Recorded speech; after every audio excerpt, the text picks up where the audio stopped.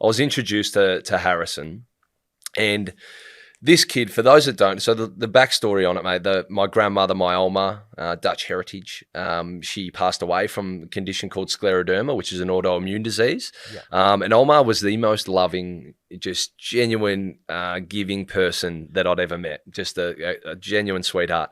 And when I got drafted, I was sort of curious about what scleroderma was. There wasn't much known about it at the time, research and development into it. So I became an ambassador for the Scleroderma Foundation to try and help grow awareness.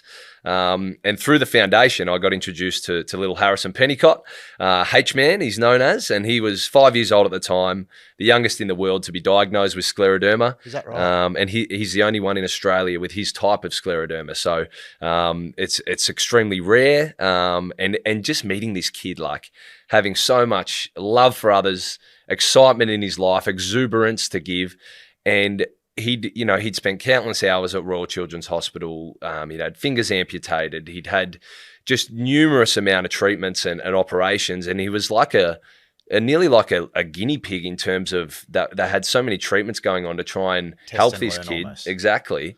But he'd been through the ringer, but still had so much life about him. And I was genuinely inspired, like moments in your life where you go, man, this kid is a trooper.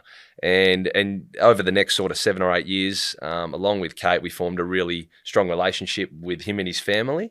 And then that sort of has led to naturally what I'm going full noise at post-footy now. So led to the idea or the concept of H for the label, being a clothing label. Harrison had always loved his drawings and artworks, and the idea being that his designs, his little drawings become the graphics on the kit. And he helps piece it all together. And then the proceeds of the sales of the kit go towards helping him tick off all his bucket list items that he wants to do in his life. Amazing.